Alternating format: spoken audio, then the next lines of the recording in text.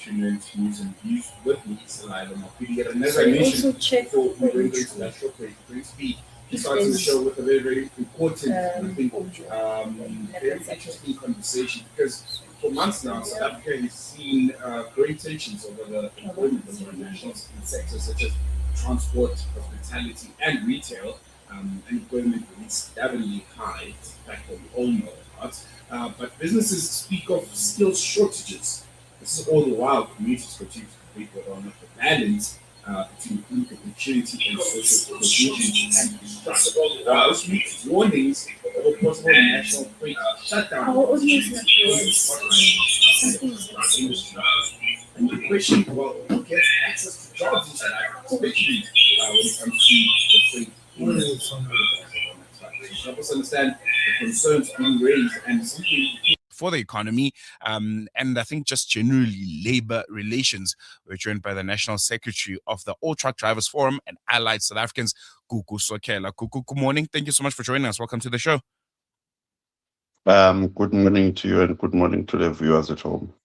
I want to jump right into it. The headline is one that is quite concerning. The fact that there's a threat of a national freight shutdown sometime next week. Can you give us more insight on that? Why is the national, union essentially of all truck drivers campaigning for greater employment opportunity for South Africans in the trucking sector? Is this at the core of this threat that we see? Look, South African drivers are very much unhappy and are very much fed up with some of the systems in terms of the industry regarding the foreign nationals. We are in engagement with some of our members regarding that shutdown, but I cannot confirm that, yes, there is a shutdown next week, but there are some consultations with our members, and we are also waiting to consult some of the unions within the freight industry because we have been informed that the wage negotiations within the bargaining council has reached a deadlock. We are therefore now want to meet with these unions within the bargaining council and see how can we come together and plan something once as a collective that will benefit the South African drivers and the industry as a whole. So at the forefront of some of your grievances, is it about the trucking industry as a whole, the issue of wages, or is it specifically about foreign nationals being employed by some of the freight companies? What is head and shoulders above everything else? The head of it is the employment of foreign truck drivers in a skill that is supposed to be reserved for South Africans. And that we can see that companies are still not adhering in terms of the laws and the policies of the Migration Act.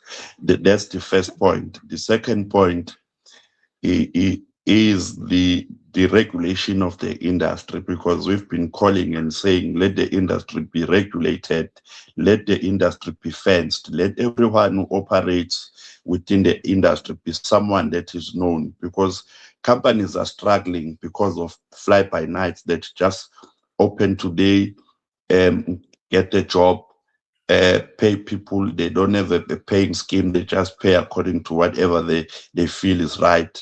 And the third point would be the wage negotiations. And the last one would be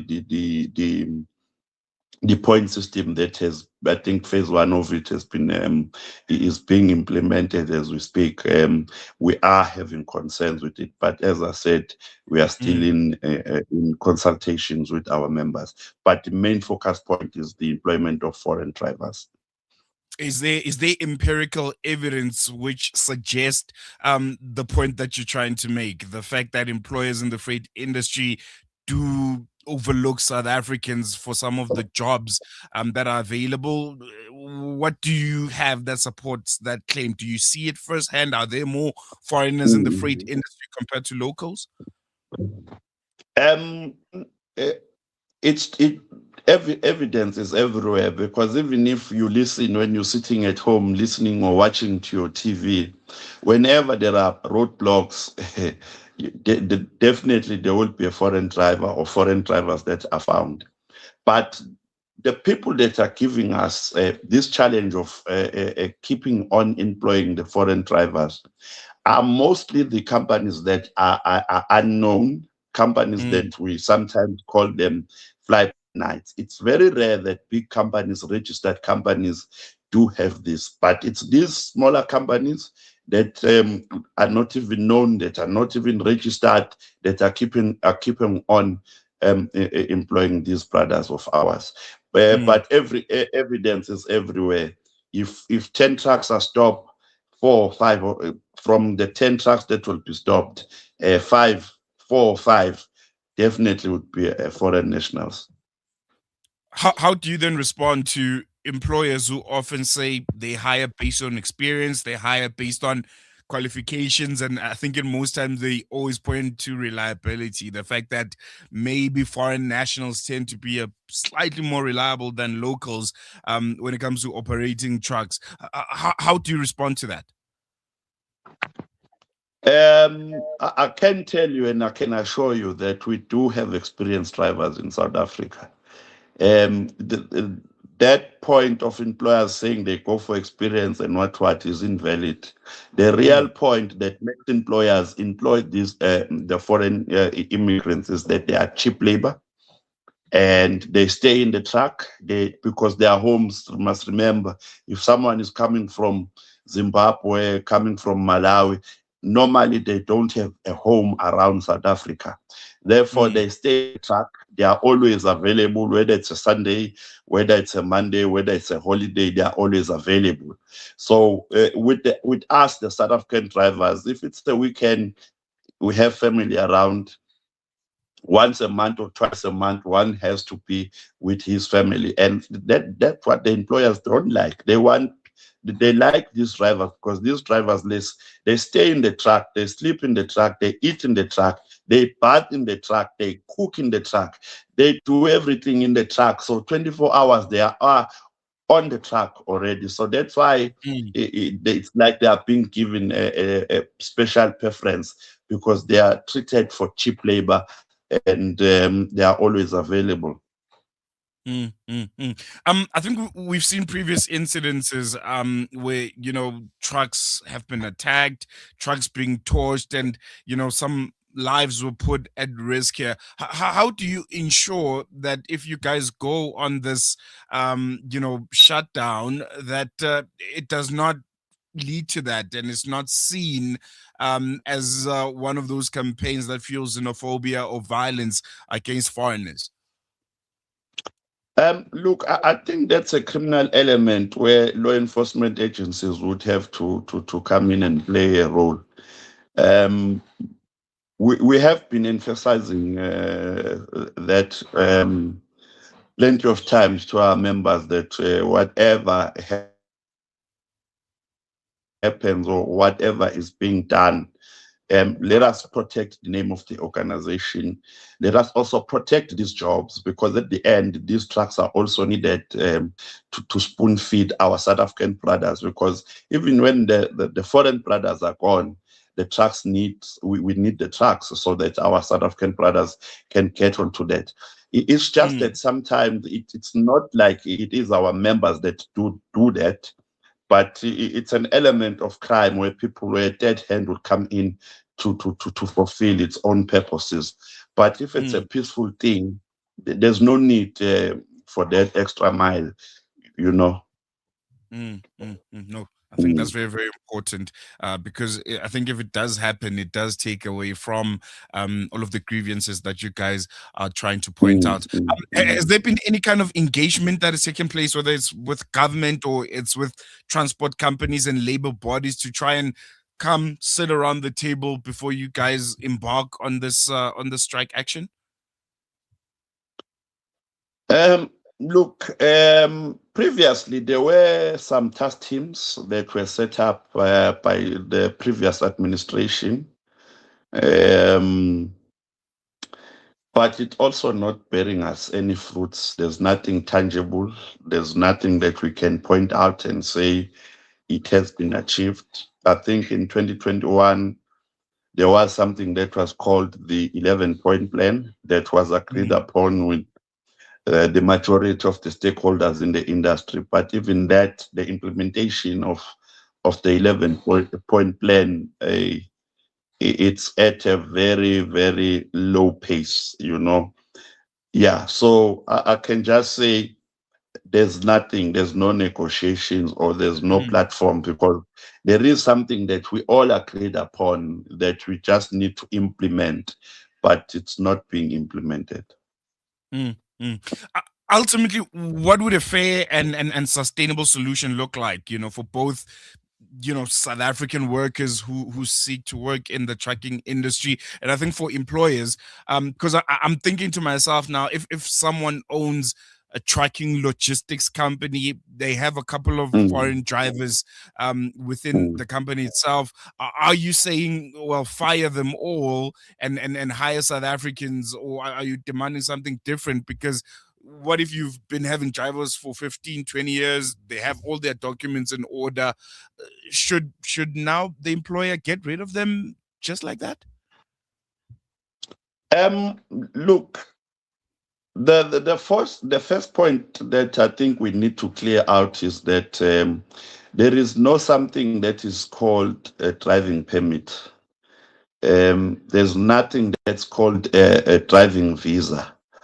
That's where the argument starts. Yes, someone can come into the country as a visitor, but it's not saying that visitor must be given employment or permanent employment despite of a South African.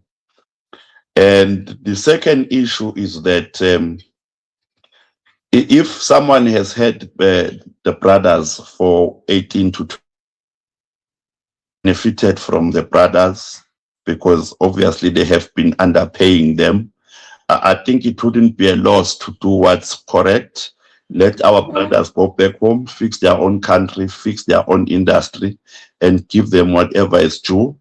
Or sometimes we do go into negotiations with company and say, let's work on a monthly phase, that you train some of the drivers, you let some out. As soon as the ones that you've brought in, you are all satisfied that can carry the duties, you take out the next batch again, and like that.